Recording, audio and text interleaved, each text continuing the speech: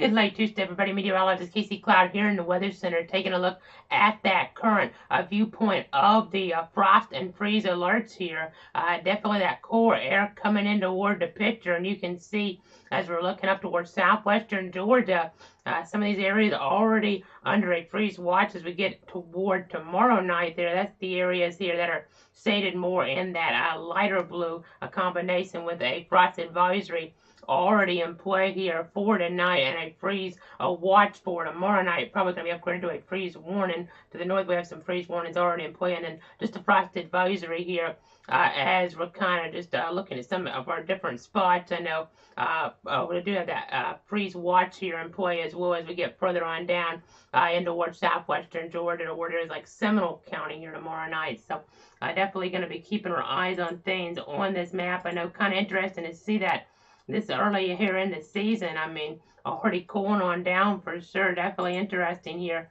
Not used to seeing these colors this early on here again. Just to clarify, freeze watch as we get down towards Seminole County there in southwestern Georgia, and further up toward the north, we have a freeze watch and a frost advisory in place. So kind of intriguing to see here.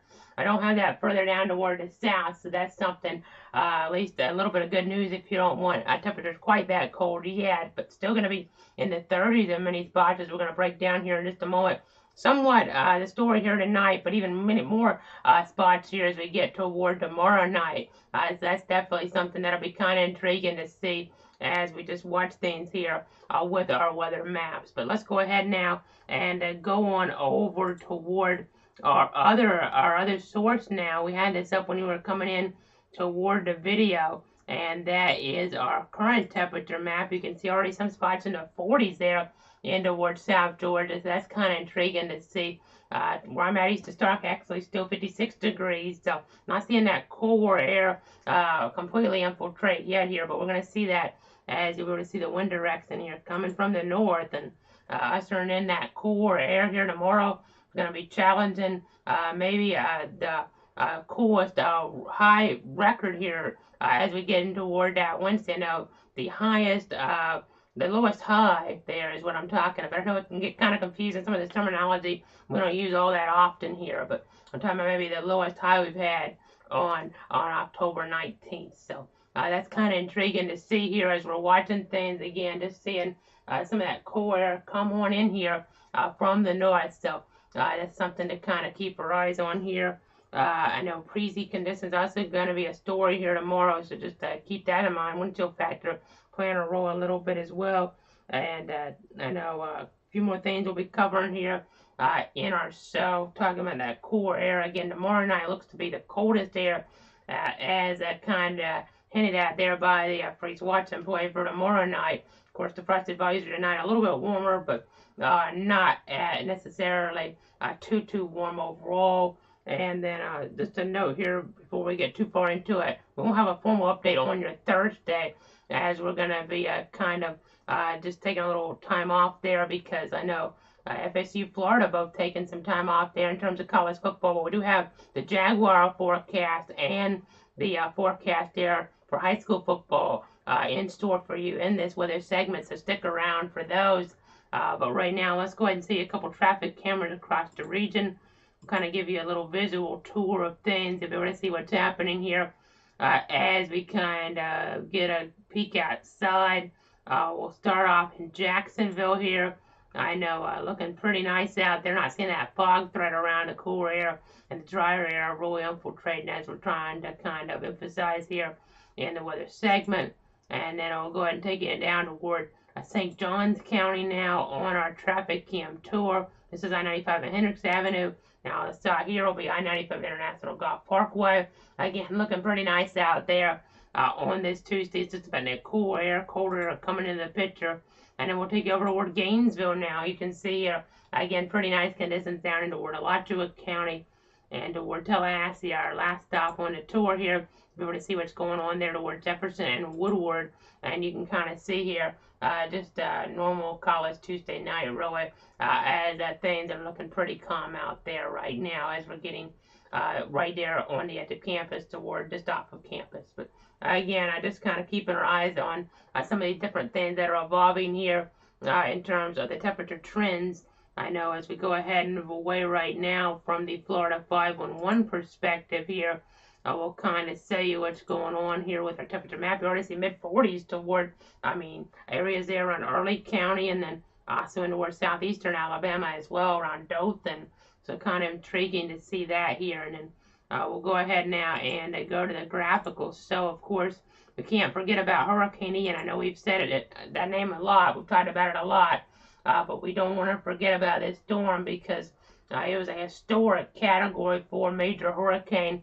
As of the latest FDOE released here that we've seen 109 fatalities confirmed. So just a tragic storm that slower movement, larger size, really increased that storm surge impact off of what we saw with similar max sustained winds and minimum pressure numbers with Charley, but the storm was much more destructive here in terms of that dollar amount and in terms of that human toll as well.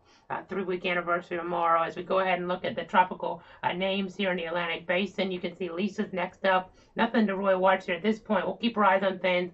I'll let you know if anything changes, of course, if anything does change in terms of tropical weather that would impact us or in terms of any local weather conditions, in terms of maybe severe weather or something. We'll let you know before next Tuesday here. But right now, that's when our next scheduled update is for. And then you can see here our next 7 days in terms of rainfall. The projections here, you can see up toward Texas, Oklahoma, getting some areas there around an inch of rain, give or take. Pretty dry there toward the southeast, so that's something to be excited about. Now, as you look just kind of behind me, I'll go ahead and step on over to say this because you can kind of see what I'm talking about. More rain off to the east. We'll see if some of this gets a little bit further west here and have northeasterly winds here toward our area as we look ahead toward the weekend. So that's something to watch here. We'll monitor it to see if things kind of pick up a little bit in terms of any rain chances. Right now, have them pretty low, though, in that forecast. So definitely something that's good news. I know you can go to cloudweather.com/radar, though, when we're not on the air for an interactive look at things to see if there's any moisture popping up or even that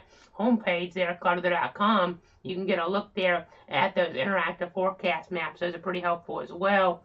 And as we look ahead toward the lows, though, Thursday morning, again, expected to be the coldest morning here we've seen in months. Going back toward April or so, we're talking about near record temperatures possible.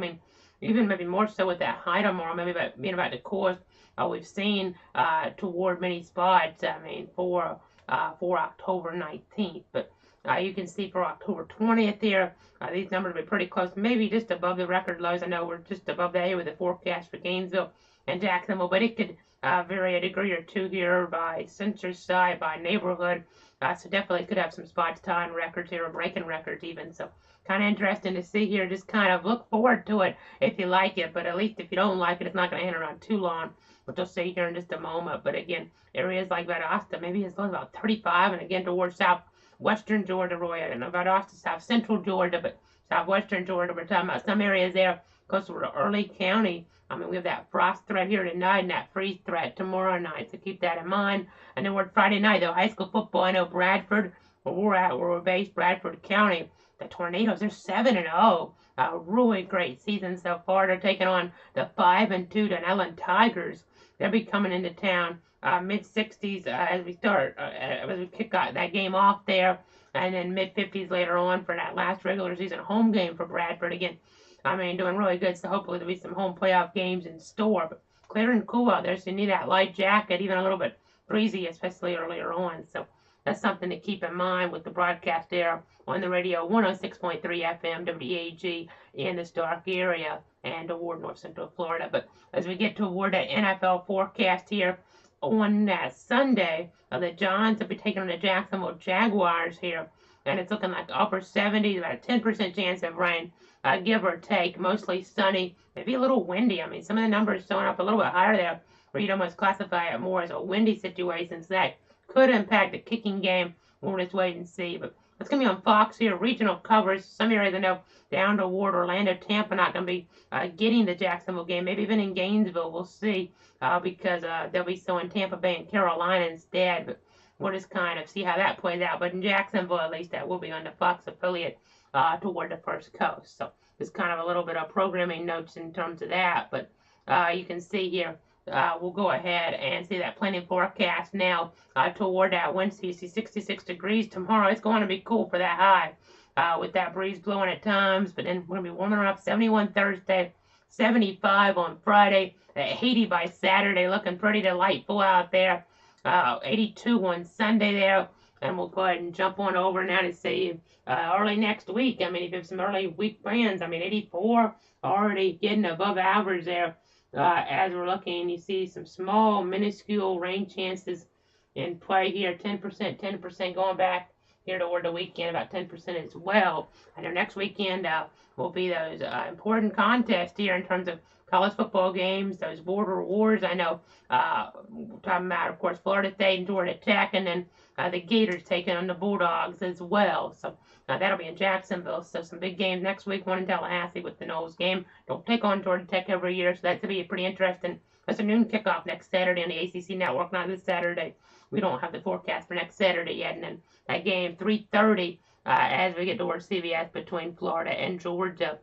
Georgia highly ranked, the Gators with 3 losses this year, but trying to pull off a huge upset. So we'll see what happens in terms of that. But you can see here again that core coming into the picture. If you kind of look at our notes real quick here, just again the low maximum temperature here tomorrow is what we'll be talking about. Could be about the lowest we've seen for October 19th.